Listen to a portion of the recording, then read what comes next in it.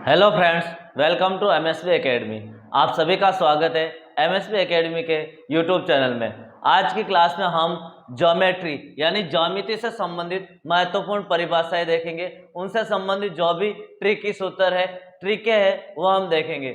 आप सभी ने अभी तक अपना और मेरा यूट्यूब चैनल एमएसवी एकेडमी को सब्सक्राइब नहीं किया तो सब्सक्राइब जरूर कीजिए और इस क्लास को शेयर जरूर कीजिए, सभी तक इस क्लास को पहुंचा दीजिए। अब हम आज की क्लास ज्योमेट्री, जिसके अंदर सारे फॉर्मूले वो स्टार्ट करेंगे। तो सबसे पहले हमारे पास लिखा है ज्यामिति, यानी ज्यामिति का अर्थ क्या है। ज्यामिति है क्या?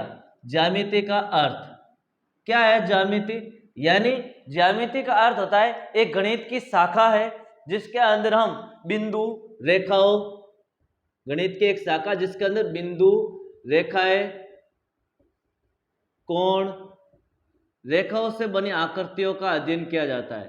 रेखाओं से बनी आकृतियों का अध्ययन किया जाता है।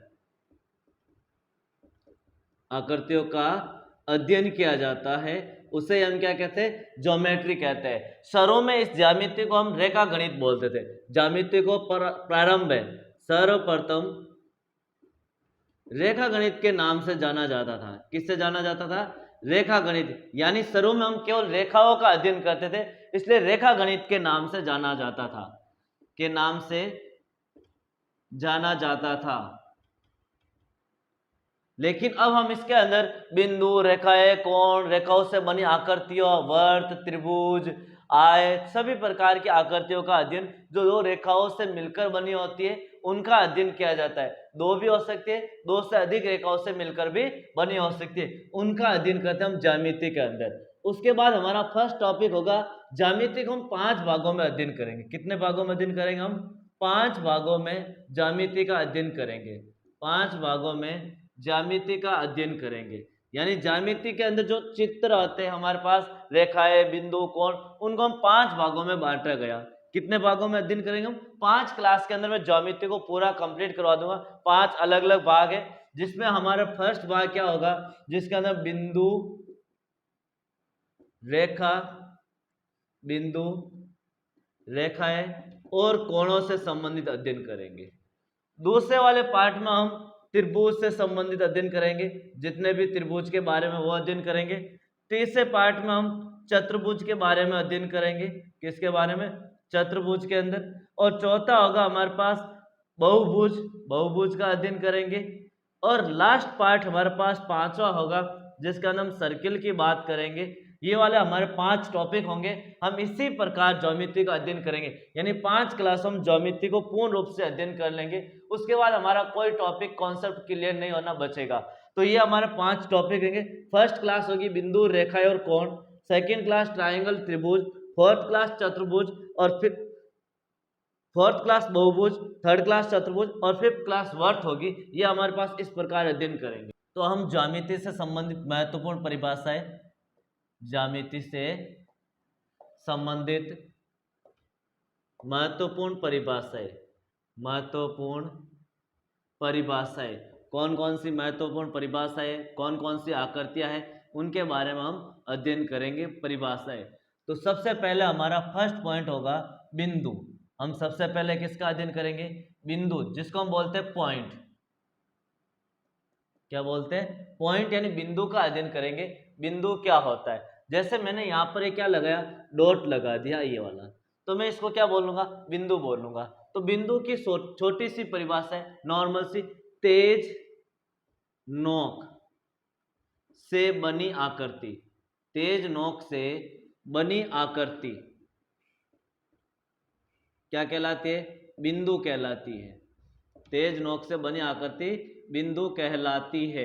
यानी पेन या पेंसिल की तेज नोक से, शार्प नोक से जो हमारे पास एक आकृति बनती है, जैसे मैंने यहाँ पर एक पेन से ऐसे टच किया तो एक आकृति बनी, ये मैंने एक और टच किया तो ये आकृति बनी, इसी आकृति को हम बिंदु कहते हैं। और दूसरा पॉइंट क्या होता है? बिंदु को हमेशा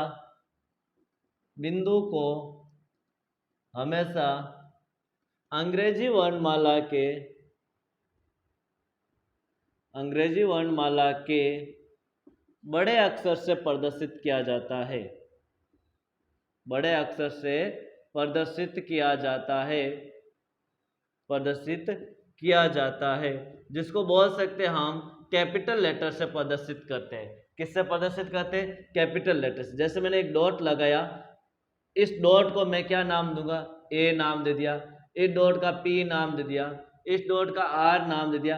कैपिटल लेटर से प्रदर्शित करते हैं। सेकंड पॉइंट, बिंदु की न तो लंबाई होती है, बिंदु की न तो लंबाई होती है, न ही चौड़ाई होती है, न ही चौड़ाई होती है, और न ही ऊंचाई होती है, न ही ऊंचाई होती है। कुछ भी नहीं होता है, ये एक फिक्स्ड लोकेशन होती है। क्या होती है? बिंदु एक सटीक स्थिति को बताता है, सटीक स्थिति को बताता है। यानी बोल सकते हैं हम बताता है, हम बोल सकते हैं एक फिक्स्ड लोकेशन को प्रदर्शित करता है। एक लोकेशन होती है कि ये लोकेशन है, यानी हम जब भी कभी गूगल सर्च पे करते हैं लोकेशन, तो हमारे पास लोकेशन का एक छोटा सा डॉट दिया होता है, यानी ये लोकेशन, सटीक लोकेशन की ये इसकी स्थिति है, वो कहलाता है। इसकी ना तो लंबाई होती है, न ही चौड़ाई होती है। एक बिंदु होता है जो पेंसिल की शार्प नोक या पेन की नोक से हम बना सकते हैं, ये बिंदु कहलाता है। नेक्स्ट है हमारे पास सेकंड परिभाषा, संरेख बिंदु। संरेख बिंदु, संरेख बिंदु क्या होते हैं? जिसको हम बोलते हैं कोलिनियर पॉइंट। क्या बोलते हैं? Collinear point. यानी संरेख बिंदु तीन या तीन से अधिक बिंदु, तीन या तीन से अधिक बिंदु, तीन से अधिक बिंदु एक ही सरल रेखा पर स्थित हो, एक ही सीध में हो, एक ही सीध में हो, या सरल रेखा पर स्थित हो, सरल रेखा पर स्थित हो, संरेख बिंदु कहलाते हैं। क्या कहलाते हैं? संरेख बिंदु कहलाते हैं। देखो संरेख बिंदु कैसे होंगे? जैसे मैंने एक डॉट लगाया यहाँ पर पॉइंट, फिर एक पॉइंट यहाँ पर है और एक पॉइंट यहाँ पर है। तीन या तीन से अधिक, तीन पॉइंट भी हो सकता है, तीन से अधिक पॉइंट भी हो सकता है, वो एक ही लाइन में होने चाहिए, एक ही सीध में होने चाहिए। A point, B point and C point. तीन या तीन से अधिक बिंदु एक ही रेखा पर स्थित हो, वह क्या कहलाते हैं? संरेख बिंदु कहलाते। देखिए तीनों बिंदु एक ही रेखा पर स्थित है, चाहे चार बिंदु लगा दो और वह भी क्या होगा? एक ही रेखा पर स्थित होगा, तो ये सारे बिंदु संरेख बिंदु कहलाते हैं। अगली आती है असंरेख बिंदु। असंरेख बिंदु, नॉन कोलिनियर पॉइंट क्या होता है? नॉन कोलिनियर पॉइंट तीन या तीन से अधिक, तीन या तीन से अधिक बिंदु, तीन से अधिक बिंदु एक ही रेखा पर स्थित नहीं हो, एक ही रेखा पर स्थित नहीं हो, रेखा पर स्थित नहीं हो, यानी एक ही रेखा पर स्थित नहीं होना चाहिए। जैसे एक पॉइंट ए मैंने यहाँ बनाया, दूसरा पॉइंट बी यहाँ बनाया, तीसरा पॉइंट सी यहाँ बना दिया, चौथा पॉइंट डी यहाँ बना दिया, तो एक ही रेखा पर स्थित नहीं है, एक ही सीधी रेखा पर स्थित नहीं है, एक ही सीधी रेखा पर स्थित नहीं हो, क्या कहलाते हैं? असंरेख बिंदु या कोलिनियर पॉइंट। रेखा, रेखा क्या होती है? दो बिंदुओं,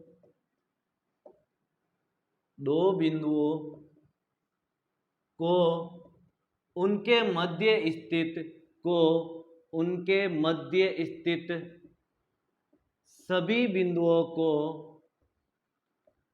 सभी बिंदुओं को एक ही सीधी रेखा से परस्पर मिला दिया जाए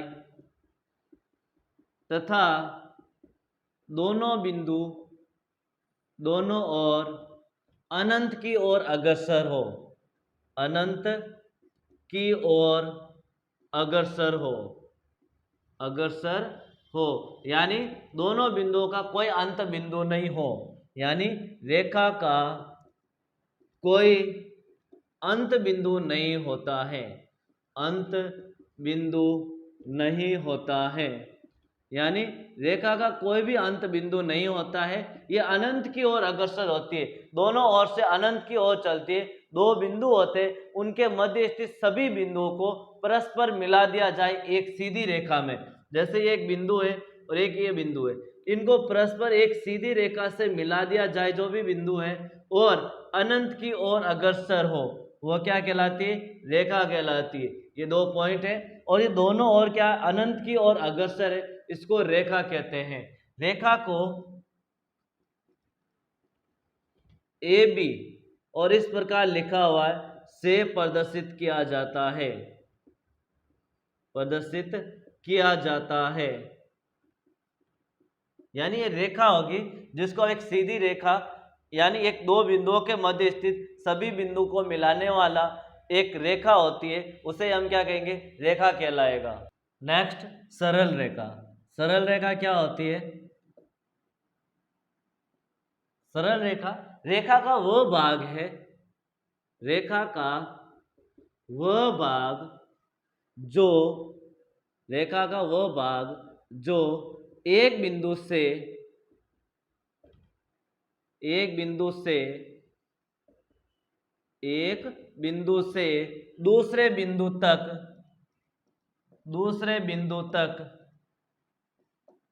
बिना दिशा बदले अनंत की ओर अग्रसर हो,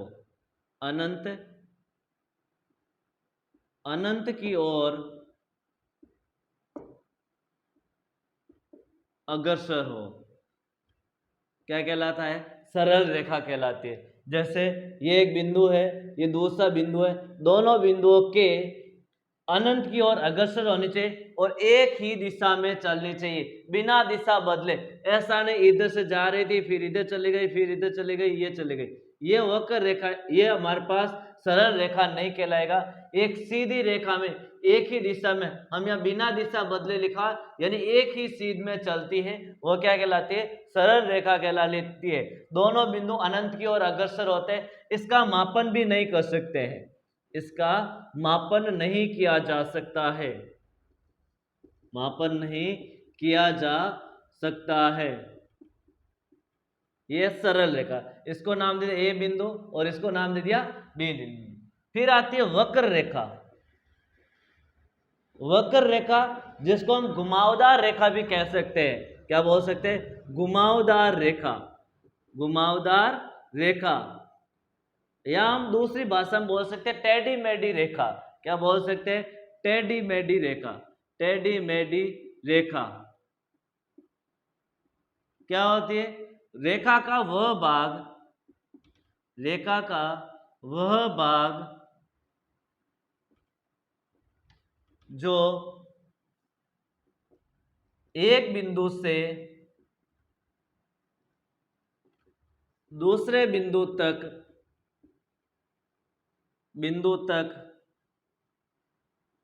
टेढ़ी मेढ़ी होते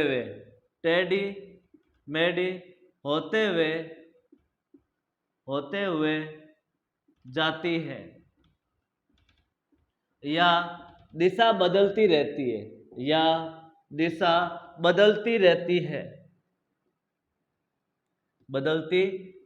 है, वक्र रेखाएं कहलाती है। कौन सी रेखाएं कहलाती है? वक्र रेखाएं। कैसे? जैसे ये बिंदु है, इस प्रकार ये रेखाएं इस प्रकार चलती रहती है, अनंत की ओर अग्रसर होती है और अपने बार बार स्थिति को बदलती रहती है, एक ही दिशा में नहीं चलती, कभी ऊपर कभी नीचे, कभी ऊपर कभी नीचे, कभी बाएं दाएं, इस प्रकार बार बार ऊपर नीचे होते हुए जाती है। ये क्या कहलाती है? हमारे पास वक्र रेखाएं कहलाती है। यहाँ मैंने दो नाम दे दिए, ए और बी बिंदु। तो ये टेढ़ी मेढ़ी रेखा या घुमावदार रेखा या वक्र रेखा के नाम से जाना जाता है। नेक्स्ट है हमारे पास किरण। किरण क्या होता है? यानी जिसको हम बोल सकते हैं रे। क्या बोल सकते हैं? रे। रे क्या होती है? किरण रेखा का एक भाग है, रेखा का वह भाग जो एक और निश्चित होता है और एक तरफ अनंत की ओर अग्रसर होता है, अनंत की ओर अग्रसर होता है। यानी एक बिंदु निश्चित होता है और एक बिंदु कहाँ होता है, अनंत की ओर अग्रसर होता है, रेखा का भाग होता है। इसका मापन नहीं किया जा सकता है, इसका मापन नहीं किया जा सकता है, क्योंकि अनंत की ओर अग्रसर अनंत तक चलती रहती है, इसका मापन नहीं किया जा सकता है। आपको पूछ लेता है एग्जाम में कि किरण का मापन किया जा सकता है या नहीं किया जा सकता है, तो नहीं किया जा सकता है। रेखा का मापन भी नहीं किया जा सकता है, नहीं किया जा सकता है। देखिए किस प्रकार होगी, एक बिंदु ये फिक्स हो गया और दूसरी तरफ अनंत की ओर अग्रसर होती है, वो क्या कहलाती है, हमारे पास किरण कहलाती है। इस प्रकार किरण, इसे ए बी के ऊपर एक तीर के निशान से प्रदर्शित किया जाता है। किससे प्रदर्शित किया जाता है, जो रेखा का नाम है उसके ऊपर तीर का निशान लगा के प्रदर्शित किया जाता है। नेक्स्ट आता है रेखाखंड। क्या आता है हमारे पास नेक्स्ट परिभाषा, रेखाखंड। रेखाखंड क्या होता है, जिसको बोलते हैं लाइन सेगमेंट। क्या बोलते हैं, लाइन सेगमेंट। लाइन सेगमेंट क्या होता है, रेखा का वह भाग जिसके दोनों बिंदु अंत बिंदु हो, जिसके दोनों बिंदु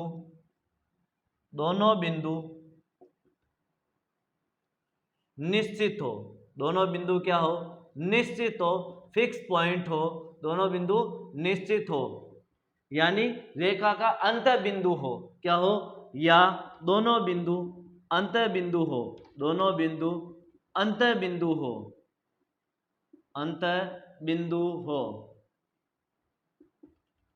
क्या कहलाती है, रेखाखंड। इसे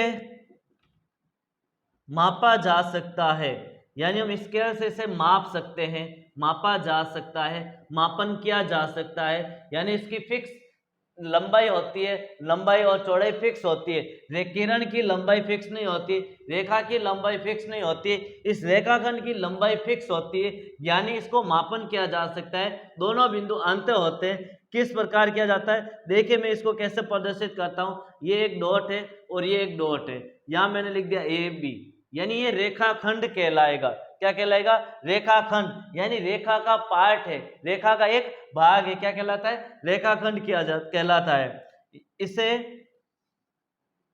इसे AB के ऊपर एक लाइन से प्रदर्शित किया जाता है, से प्रदर्शित किया जाता है, प्रदर्शित किया जाता है, यानी इसको हम मापन कर सकते हैं। किरण भी रेखा का भाग है, रेखाखंड भी रेखा का एक भाग है। मैंने शुरू में ही लिखा, रेखा का वो भाग जो एक और निश्चित होता है, एक तरफ अनंत की ओर अग्रसर होता है, किरण कहलाता है। रेखा का वो भाग जिसके दोनों बिंदु निश्चित हो या दोनों बिंदु अंत बिंदु हो, यानी फिक्स बिंदु, उसे हम क्या कहेंगे, रेखाखंड कहते हैं। नेक्स्ट, संगामी रेखाएं। संगामी रेखाएं किसे कहते हैं, संगामी रेखाएं, जब दो या दो से अधिक रेखाएं, जब दो या दो से अधिक रेखाएं, दो से अधिक रेखाएं एक ही बिंदु से होकर, एक ही बिंदु से होकर गुजरती है, बिंदु से होकर गुजरती है, संगामी रेखाएं कहलाती है, गुजरती है, संगामी रेखाएं कहलाती है, रेखाएं कहलाती है।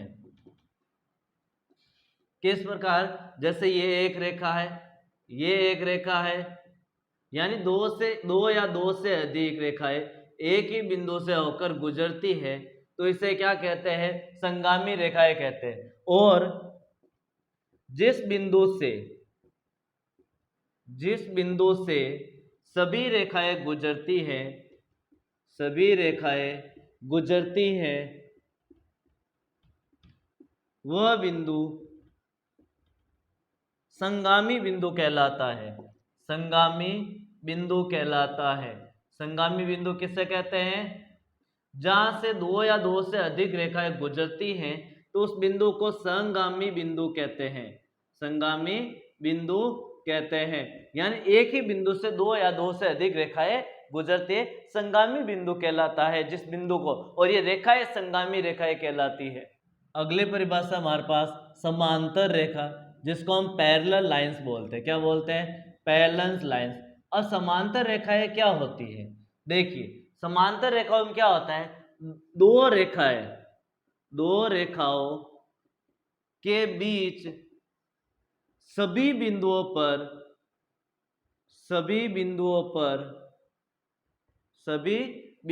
के बीच की दूरी समान हो,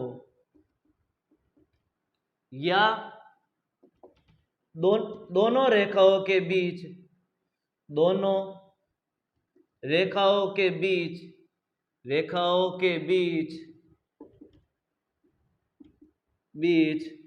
सदैव दूरी समान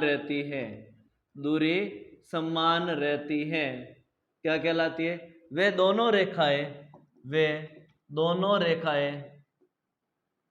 समांतर रेखाएं कहलाती है। दोनों रेखाएं समांतर रेखाएं कहलाती है।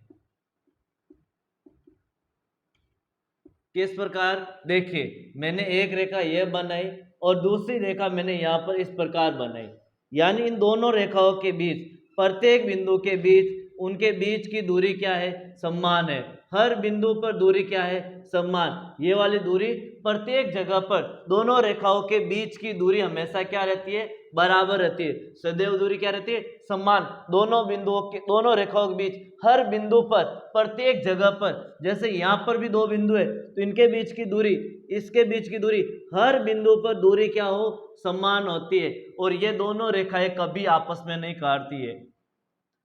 यह दोनों रेखाएं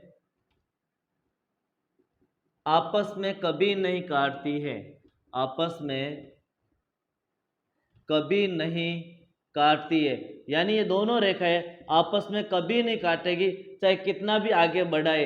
यानी रेलवे ट्रैक देख सकते हैं हम, जो घरों के अंदर सीढ़ियां होती है जो ऊपर चढ़ने के लिए, वो भी इसी प्रकार की होती है, तो वो आपस में कभी नहीं काटती है। तो ये दोनों रेखाएं क्या कहलाती है? समांतर रेखाएं कहलाती है। समांतर रेखाओं को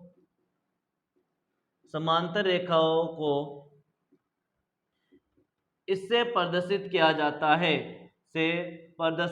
जाता है,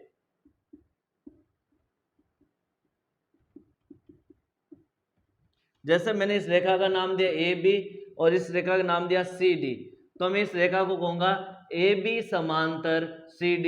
यानी AB किसके समांतर है? CD के समांतर है। तिर्यक रेखा क्या, कौन सी होती है तिर्यक रेखा? किस प्रकार होती है? यानी वह रेखा जो दो या दो से अधिक रेखा को, दो या दो से अधिक रेखाओं को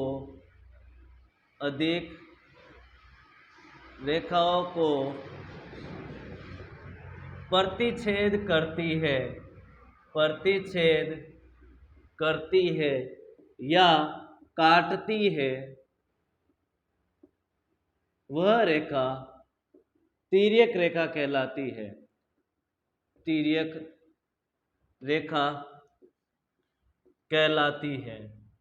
देखिए, तिर्यक रेखा किस प्रकार होती है? जैसे मैंने यहाँ पर दो लाइनें ली, दो रेखाएं ली, दो या दो से अधिक, दो लाइनें ली, इसको एक तिरछी रेखा जो इसको काटती है, दोनों रेखाओं को काटते हुए जाती है, वो तिर्यक रेखा कहलाती है। ये कौन सी रेखा कहलाएगी? तिर्यक रेखा कहलाएगी। इसको मैं ऐसे भी ले सकता हूं, ये भी क्या कहलाएगी? तिर्यक रेखा। दो या दो से अधिक रेखा को, जैसे मैं एक तीसरी लाइन बनाता हूं तो उसको भी ये काटे, तो ये दोनों रेखाएं कौन सी रेखाएं कहलाएगी? तिर्यक रेखा कहलाती है। तो तिर्यक दो या दो से अधिक रेखाओं को पदच्छेद करने वाली रेखा ही क्या कहलाती है? तिर्यक रेखा। संपाती रेखा, संपाती रेखाएं कौन सी होती है? जब एक ही रेखा पर स्थित, जब एक ही रेखा पर स्थित, एक ही रेखा पर स्थित अन्य रेखा, समान लंबाई की रेखा, अन्य समान लंबाई की रेखाएं, समान लंबाई की रेखा स्थित हो, रेखा स्थित हो, तो वह दोनों रेखाएं, तो वह रेखाएं संपाती रेखाएं कहलाती है। वह रेखाएं संपाती रेखाएं कहलाती है। संपाती रेखाएं कहलाती है। किस प्रकार होती है संपाती रेखाएं? देखिए मैंने एक रेखा बनाई ये वाला, इसी के ऊपर एक अन्य रेखा बना दी, तो ये दोनों रेखाएं आपस में क्या कहलाएगी? संपाती रेखाएं कहलाएगी। यानी एक लाइन के ऊपर लाइन, ये लाइन है, इसके ऊपर और दूसरी लाइन बना दी तो ये संपाती रेखाएं कहलाएगा। यानी एक लाइन के ऊपर दूसरी लाइन रख दी तो हमें दोनों लाइनें एक ही प्रतीत होती है, तो वह संपाती रेखाएं कहलाती है। फिर आती लंबवत रेखाएं। लंबवत रेखाएं, जब दो रेखाएं समकोण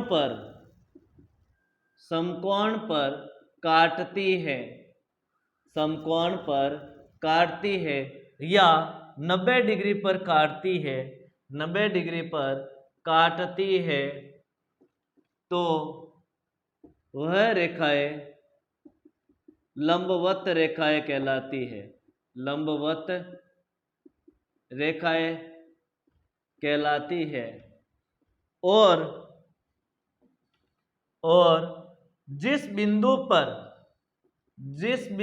पर दोनों रेखाएं काटती है, दोनों रेखाएं काटती है, उस बिंदु को काटती है, उस बिंदु को लंबपाद कहते हैं। लंबपाद कहते हैं।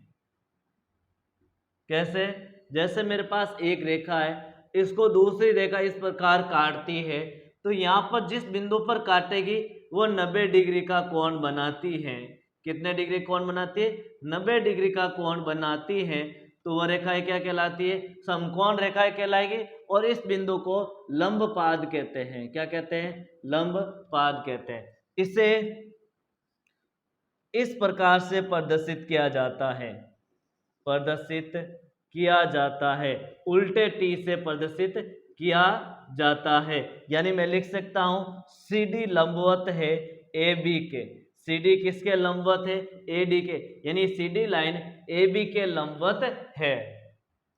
महत्वपूर्ण बिंदु, महत्वपूर्ण बिंदु यानी रेखाओं से संबंधित महत्वपूर्ण बिंदु है हमारे पास, इंपॉर्टेंट पॉइंट्स ऑफ लाइन। यानी फर्स्ट पॉइंट क्या है? दो बिंदुओं से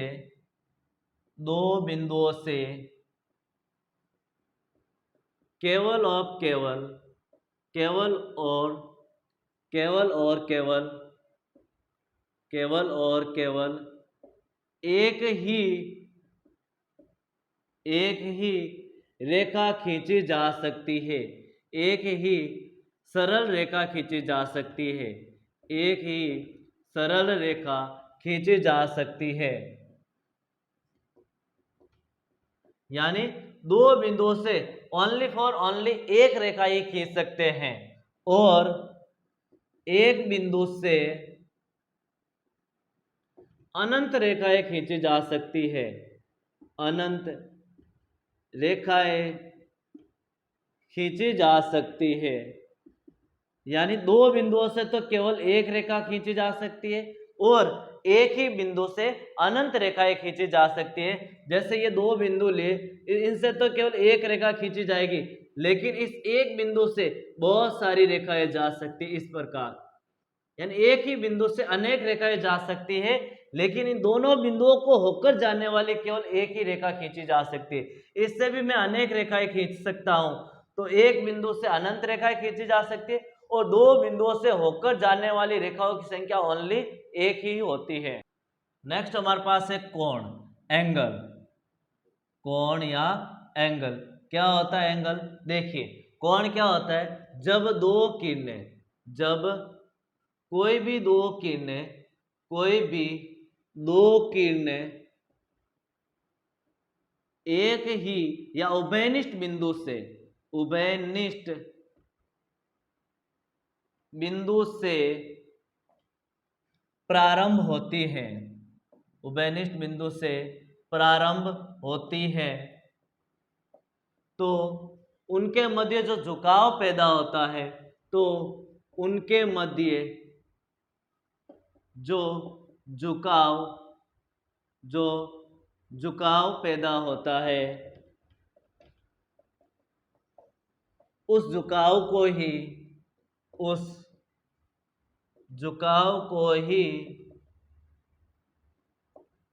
कोण कहते हैं। क्या कहते हैं? कोण कहते हैं। जो इन दोनों रेखाओं के बीच झुकाव आता है, उन दोनों किरणों के मध्य जो झुकाव आता है, उस झुकाव को ही क्या कहते हैं? कोण कहते हैं। जैसे एक बिंदु है, यहां से दो किरणें चली गई एक ही बिंदु से, इन दोनों किरणों के मध्य जो झुकाव है वो क्या कहलाता है? कोण कहलाता है। कोण को इस सिंबल से प्रदर्शित किया जाता है। दोनों किरणें क्या कहलाती हैं? दोनों किरणें कोण की भुजा कहलाती हैं। कोण की भुजा कहलाती हैं। उभयनिष्ठ बिंदु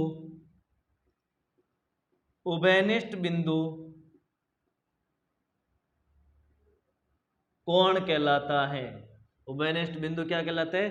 कोण कहलाता है। जहां उभयनिष्ठ बिंदु बनता है वहां क्या बनता है हमारे पास? कोण कहलाता है। या हम बोल सकते हैं उभयनिष्ठ बिंदु कोण का शीर्ष कहलाता है। कोण का शीर्ष कहलाता है। जो उभयनिष्ठ बिंदु है उसे कोण का शीर्ष, इसे क्या बोलेंगे? कोण का शीर्ष बोलेंगे और इसे कोण की भुजा कहेंगे। कोण की क्या कहेंगे? भुजा कहेंगे। और इसको इससे प्रदर्शित किया जाता है। कोण का नाम ओ, ए, बी कुछ भी दे सकते हैं। यहाँ पर जो सेंटर में होगा वही कोण होगा। इसको मैं ऐसे लिख सकता हूँ, कोण ए ओ बी, क्योंकि ये कोण कौन सा हो गया? ए ओ बी। जहां पर एंगल बनता है, बीच वाला पॉइंट होता है उभयनिष्ठ बिंदु, उसी को हम बीच में लिखते हैं और वही हमारा क्या होता है? कोण होता है। नेक्स्ट, कोणों के प्रकार। कोणों के अलग अलग प्रकार होते हैं। कोणों को प्रकार हम किस प्रकार विभाजित करेंगे? तो सबसे पहले मैं कहूंगा शून्य कोण। क्या कहूंगा? शून्य कोण। क्या होगा? जब दोनों किरणों के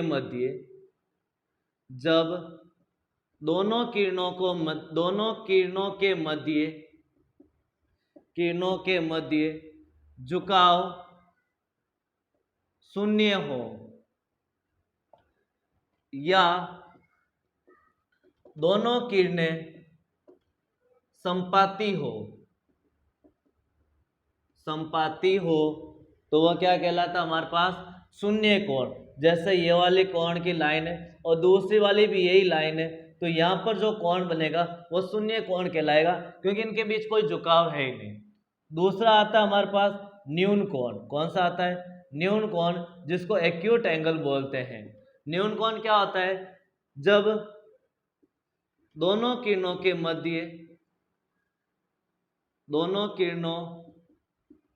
के मध्य झुकाव 0 डिग्री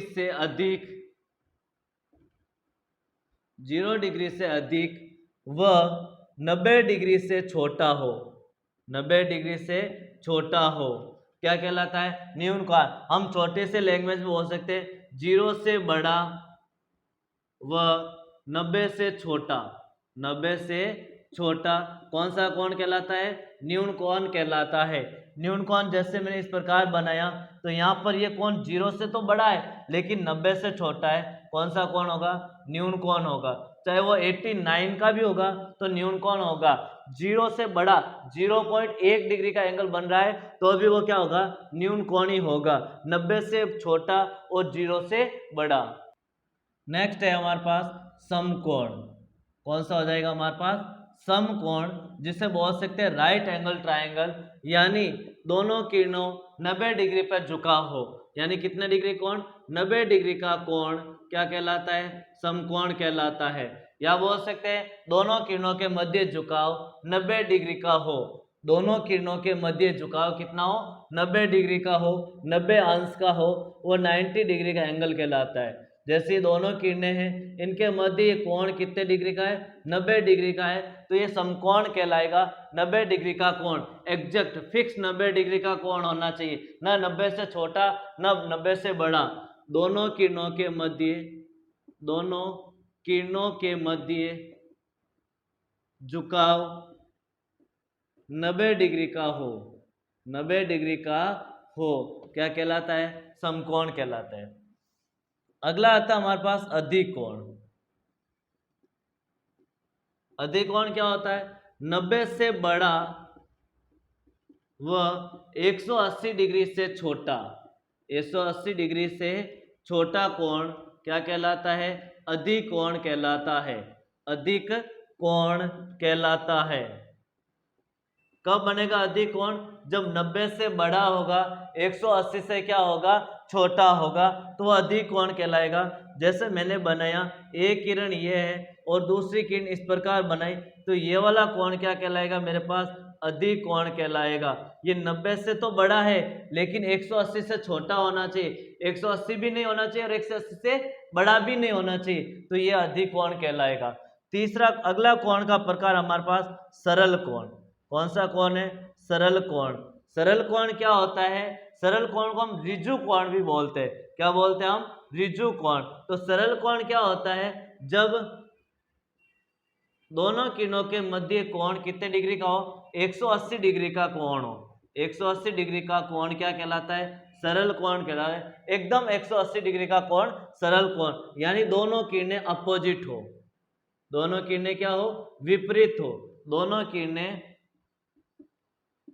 किरणें विपरीत हो। कैसी हो? विपरीत हो, जिसके बोल सकते हैं हम अपोजिट हो। दोनों किरणें कैसी हो? अपोजिट। एक उधर जा रही है और एक इधर आ रही है, दोनों किरणें अपोजिट हो। दोनों किरणें क्या कहलाए? इनके मध्य जो कोण बनेगा वो 180 डिग्री का कोण होगा। सरल कोण या ऋजु कोण भी इसका नाम दे सकते हैं हम, ऋजु कोण भी कहलाता है। 180 डिग्री का कोण होता है। आपको एग्जाम में पूछ लेता है कि ऋजु कोण कितने डिग्री का होता है, तो हम कहेंगे 180 डिग्री का। ऋजु इस प्रकार, ऋजु कोण यानी 180 से क्या होगा? एग्जैक्ट 180 डिग्री का कोण होगा, दोनों किरणें विपरीत दिशा में होगी। नेक्स्ट वृत्त कोण, या हम बोल सकते हैं इसको प्रतिवर्ती कोण। प्रतिवर्ती कोण या बोल सकते हैं रिफ्लेक्स एंगल। क्या होता है? 180 से बड़ा, 180 से बड़ा व 360 से छोटा, 360 से छोटा। 180 से तो बड़ा होगा लेकिन 360 से क्या होगा? छोटा होगा, तो वो कोण कौन सा कहलाएगा? वृत्त कोण कहलाएगा। यानी मैं बोल सकते इस प्रकार का एंगल बनेगा, ये वाला। ये बाहर वाला एंगल क्या कहलाएगा? हमारे पास इस प्रकार तीर का निशान होगा, इसको बोलते हैं हम प्रतिवर्ती कोण या वृत्त कोण या रिफ्लेक्स एंगल, जो 180 से बड़ा होगा और 360 से क्या होगा? छोटा होगा। अगला कोण आता है संपूर्ण कोण। कौन सा कोण? संपूर्ण कोण यानी पूर्ण एंगल, कंप्लीट एंगल। क्या होगा? एग्जैक्ट 360 डिग्री का कोण। 360 डिग्री का कोण क्या कहलाता है हमारे पास? संपूर्ण कोण, पूर्ण कोण, कंप्लीट एंगल भी बोल सकते हैं। यानी एक लाइन इस प्रकार है और दूसरी लाइन इस प्रकार है। ये तो था 0 डिग्री का कोण, लेकिन इसके अंदर यदि इस प्रकार दे रखा है तो ये 360 का होगा। यदि दो किरणें इस प्रकार होगी तो ये तो सीधा सा कहलाएगा 0 डिग्री का, लेकिन यदि इसके ऊपर हम एक गोला बना के तीर का निशान कर देंगे इस प्रकार, तो वो 360 डिग्री का कोण कहलाएगा। और एंगल के ऊपर हमेशा, कोण के ऊपर हमेशा क्या लगाना, आपको एक छोटा सा जीरो लगाना या डॉट बोल सकते हैं, वो एंगल का प्रतीत करता है, प्रदर्शित करता है। नेक्स्ट आता है हमारे पास आसन कोण, जिसको बोलते हैं एडजेसेंट एंगल। आसन कोण, आसन कोण क्या होता है हमारे पास, यानी आसन कोण एडजेसेंट एंगल होता है इस प्रकार का, जैसे मैं बना के बता देता हूं आपको। एक लाइन ये है और एक ये, दो किरणें, इसको एक तीसरी किरण और जा रही, तो ये दोनों कोण क्या कहलाएंगे, आसन कोण कहलाएंगे, जिनका एक ही शीर्ष हो तथा दोनों कोणों के मध्य एक उभयनिष्ठ भुजा हो, यानी दोनों कोणों की एक भुजा उभयनिष्ठ हो और उभयनिष्ठ भुजा के दोनों और दोनों गैर उभयनिष्ठ भुजा हो। या हम बोल सकते हैं एक ही भुजा पर दो कोण बन रहे हैं, एक ही भुजा पे क्या बन रहे हैं, दो कोण बन रहे हैं, और जिसकी एक भुजा क्या हो, कॉमन हो, तो ये दोनों कोण क्या कहलाएंगे, आसन कोण कहलाएंगे। मैं यहाँ लिख सकता हूं आसन कोण की परिभाषा में कि एक उभयनिष्ठ बिंदु हो, एक उभयनिष्ठ भुजा हो, क्या हो, एक उभयनिष्ठ भुजा हो, उभयनिष्ठ भुजा के दोनों ओर गैर उभयनिष्ठ भुजा हो, उभयनिष्ठ भुजा के दोनों ओर, भुजा के दोनों ओर गैर उभयनिष्ठ भुजा हो, गैर उभयनिष्ठ भुजा हो, यानी उस भुजा के दोनों ओर गैर उभयनिष्ठ भुजा होनी चाहिए, तो वो क्या कहलाएंगे, आसन कोण कहलाएंगे। या उभयनिष्ठ, उभयनिष्ठ क्या होना चाहिए, बिंदु होना चाहिए, एक उभयनिष्ठ क्या होना चाहिए, बिंदु होना चाहिए, एक उभयनिष्ठ शीर्ष होना चाहिए, उभयनिष्ठ शीर्ष होना चाहिए, उभयनिष्ठ शेष होना चाहिए, उभयनिष्ठ क्या होना चाहिए, शेष होना चाहिए। तो ये दोनों कोण क्या कहलाएंगे, आसन कोण। मैं इसका नाम दे ए ओ सी बी, तो मैं लिखूंगा angle A O C and angle B O C, ये क्या हो जाएंगे, आसन कोण हो जाएंगे। ए O C and B O C, ये दोनों कोण क्या कहलाएंगे, आसन कोण कहलाएंगे। नेक्स्ट है पूरक कोण। कौन सा कोण, पूरक कोण। पूरक कोण क्या होता है, दो आसन कोणों का योग, दो आसन कोणों का योग, आसन कोणों का योग 90 डिग्री का हो, 90 डिग्री का हो, क्या कहलाते हैं, पूरक कोण।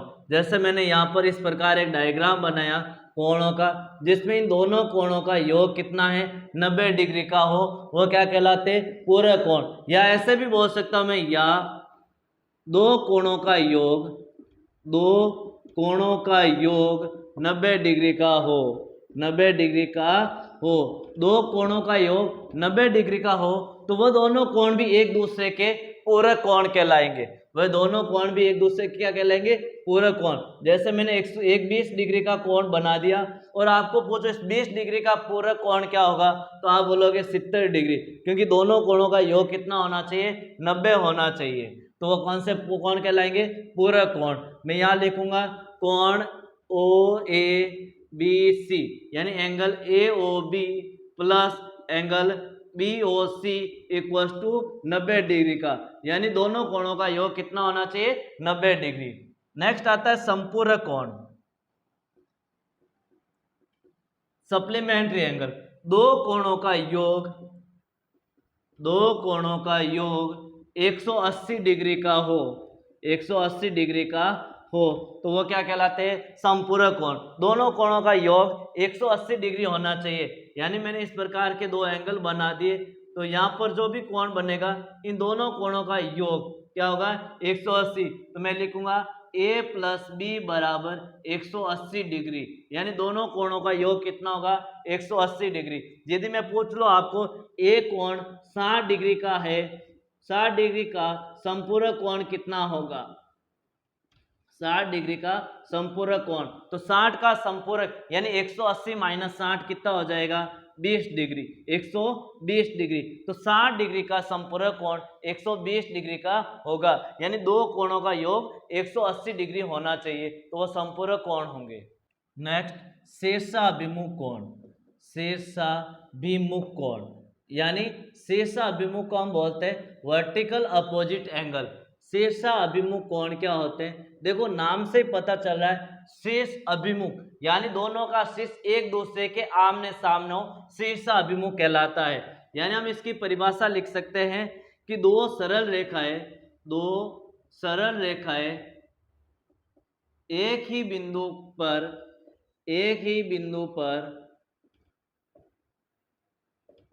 परस्पर काटती है तो सम्मुख कोणों का युग्म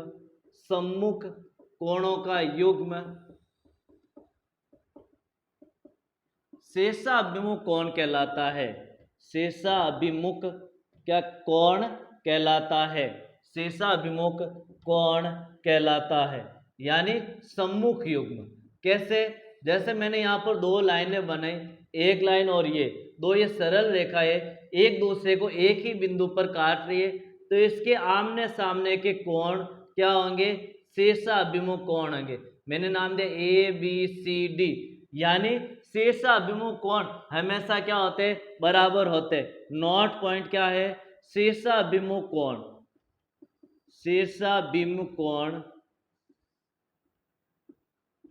हमेशा बराबर होते हैं। देखिए कैसे मैं लिखूंगा, A बराबर C, यानी A और C दोनों शीर्षाभिमुख कोण बराबर है। B और D आपस में क्या होंगे? बराबर होंगे, क्योंकि ये भी एक दूसरे के विपरीत कोण है, आमने सामने मुंह है दोनों का विपरीत दिशा में, तो ये क्या कहलाएंगे? शीर्षाभिमुख कोण। नेक्स्ट आता हमारे पास रैखिक युग्म कोण, लीनियर पेयर एंगल्स। रैखिक युग्म कोण क्या होता है? एक सरल रेखा पर बने कोणों का योग, एक ही सरल रेखा पर बने कोणों का योग 180 डिग्री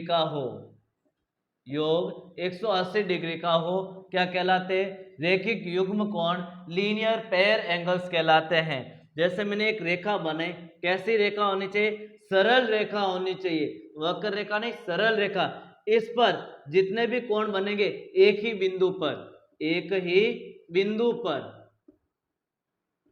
एक सरल रेखा है, उस पर एक ही बिंदु पर जितने भी कोण बनेंगे उन सभी कोणों का योग कितना होगा?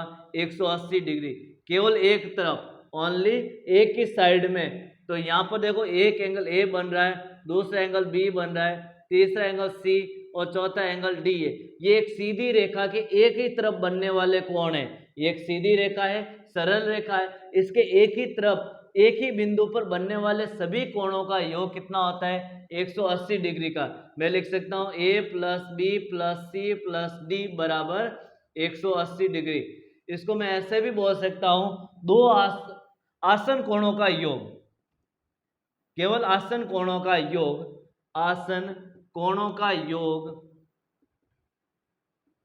180 डिग्री हो, आसन कोणों का योग 180 डिग्री हो, तो वो सरल रैखिक युग्म कोण कहलाते हैं। यानी एक ही सरल रेखा पर एक ही तरफ एक ही बिंदु पर बनने वाले सभी कोणों का योग 180 डिग्री का होता है। देखिए नेक्स्ट हम लेंगे संगत कोण। संगत कोण क्या होते हैं? देखो यहाँ पर संगत कोण, एकांतर कोण, सहांतर कोण, ये तीनों कोणों का रिलेशन है। इन तीनों को हम एक साथ ही पढ़ेंगे। क्या होता है? जब दो समांतर रेखाओं को एक तिर्यक रेखा काटे तो, जब दो समांतर रेखाओं को एक तिर्यक रेखा काटे, जब दो समांतर रेखाओं को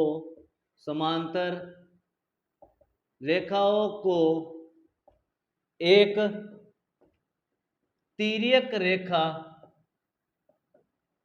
काटे तो एक ही तरफ एक ही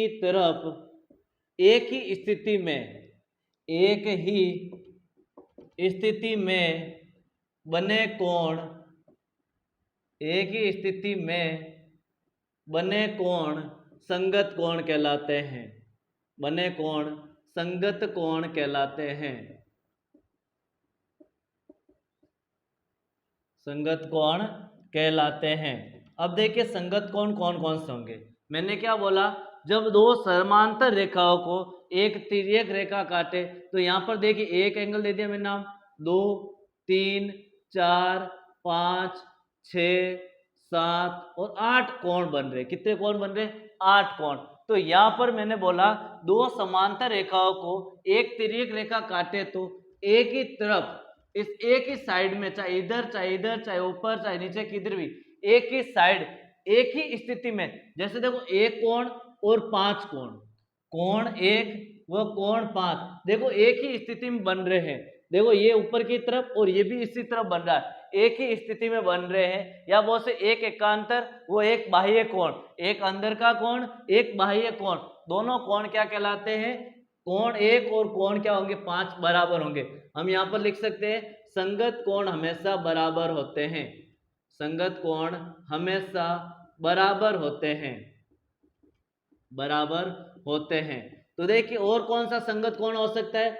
कोण 2 और कोण 6, कोण 2 बराबर कोण 6 भी संगत कोण होगा। मैं लिख सकता हूं कोण 3 बराबर कोण 7, ये भी संगत कोण होगा। कोण 4 बराबर कोण 8, ये भी क्या होगा? संगत कोण होगा। और ये युग्म क्या कहलाएंगे? बराबर कहलाएंगे। संगत कोणों का युग्म क्या होता है? बराबर होता है। नेक्स्ट एकांतर कोण। एकांतर कोण क्या होते हैं? जब दो समांतर रेखाओं को एक तिर्यक रेखा काटे, रेखाओं को एक तिर्यक रेखा, दो समांतर रेखाओं को एक तिर्यक रेखा काटे तो जेड की आकृति पर बनने वाले कोण एकांतर कोण कहलाते हैं। एकांतर कोण कहलाते हैं। यानी जहां जेड की आकृति बनती है उसे हम क्या कहते हैं? एकांतर कोण कहते हैं। देखिए किस प्रकार, ये एक समांतर रेखा, ये दूसरी समांतर रेखा है, इन दोनों को एक तिर्यक रेखा काटेगी तो यहाँ पर हमारे पास अभी देखा हमने 8 कोण बन रहे। तो मैंने ये 8 कोण के वापस नाम दे दिए, 5 6 7 और 8। तो यहाँ पर जो जेड की आकृति बनेगी, यानी जेड बनना चाहिए, चाहे जेड ऐसा बन सकता है चाहे जेड ऐसा बन सकता है, ये जेड की आकृति चाहे उल्टी या सीधी, तो वहां पर जो कोण बनेंगे वो एकांतर कोण कहलाएंगे। अब देखिए ये जेड बन रहा है तो यहाँ पर ये 4 और 5 यहाँ पर जो एंगल बनेंगे वो, तो 4 और 5 कोण क्या होंगे? बराबर होंगे और एकांतर कोण कहलाएंगे। तो मैं यहाँ एक पॉइंट और लिखूंगा यहाँ पर कि एकांतर कोण हमेशा क्या होंगे? बराबर होंगे। 4 और 5 ये एकांतर कोण है। कौन से? अंत एकांतर कोण है। कौन से? अंत एकांतर कोण, क्योंकि जेड के अंदर बन रहे, जेड के अंदर बन रहे, देखो जेड के अंदर बन रहे तो अंत एकांतर कोण कहलाएंगे। और दूसरा जेड देखो इस प्रकार बन रहा है 3 और 6 पर, तो ये भी एकांतर कोण कहलाएंगे। कोण 3 बराबर 6 अंत एकांतर कोण, अंत एकांतर कोण जेड की आकृति पर बन रहा है। अब जेड के बाहर की तरफ देखिए ये जेड बन रहा है, यानी इसके ऊपर की तरफ बाहर की तरफ, तो ये देखो जेड के बाहर की तरफ कोण 1 और कोण 8, कोण 1 बराबर कोण 8, ये बाह्य एकांतर कोण है। कौन से? बाह्य एकांतर कोण। और कोण 3 और देखो इस जेड के बाहर की तरफ 2 और 7, कोण 2 बराबर कोण 7, ये बाह्य एकांतर कोण कहलाएंगे। बाह्य एकांतर कोण, यानी जेड के बाहर की तरफ देखिए जेड इस प्रकार बन रहा है तो ये वाला कोण इसके बराबर और इधर इसके बाह्य कोण, ये वाला कोण इसके क्या होगा? बराबर होगा। तो यहाँ पर एक महत्वपूर्ण पॉइंट लिख रहा हूं, एकांतर कोण हमेशा बराबर होते हैं। एकांतर कोण हमेशा बराबर होते हैं, हमेशा बराबर होते हैं, ये भी ध्यान रखना है। लास्ट कोण हमारे पास होगा जो इसका हमारे पास इसी संबंधित कोणों के प्रकार में लास्ट कोण है वो होगा सअंत्य कोण। सअंत्य कोण को इंटीरियर एंगल, क्या कहेंगे? को इंटीरियर एंगल। सअंत्य कोण क्या होता है? तिर्यक रेखा के एक ही तरफ बने अंत्य कोणों का योग, बने अंत्य कोणों का युग्म, कोणों का युग्म सअंत्य कोण कहलाता है। सअंत्य कोण कहलाता है। और सअंत्य कोणों का योग 180 डिग्री होता है। 180 डिग्री होता है, यानी जो सअंत्य कोण बनेंगे उनका योग कितना होगा? 180। देखिए इस फिगर के अंदर, इस डायग्राम के अंदर दो समांतर रेखाओं को एक तिर्यक रेखा काटती है, तो इस तिर्यक रेखा के एक ही तरफ अंदर की तरफ अंत्य कोण, देखो मैंने अंत्य कोण लिखा, तो देखो इस तिर्यक रेखा के अंदर की तरफ देखो ये दो कोण बन रहे, तो मैं लिखूंगा कोण 3 प्लस कोण 5 बराबर 180 डिग्री। और इधर वाले भी अंत्य कोण 4 बराबर प्लस कोण 6 बराबर 180 डिग्री होगा, यानी इन कोणों का योग कितना होगा? 180 डिग्री होगा। लास्ट एक महत्वपूर्ण बिंदु हमारे पास, महत्वपूर्ण पॉइंट क्या है? महत्वपूर्ण बिंदु देखिए इंपॉर्टेंस है, बहुत ज्यादा जरूरी क्वेश्चन पूछ लेता है एग्जाम में। जब 3 या 3 से अधिक, जब 3 या 3 से अधिक समांतर रेखाओं को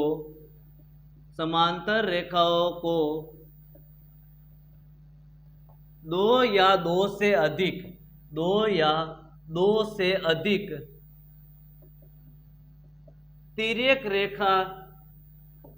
तिर्यक रेखाएं काटे तो उनके मध्य के भागों का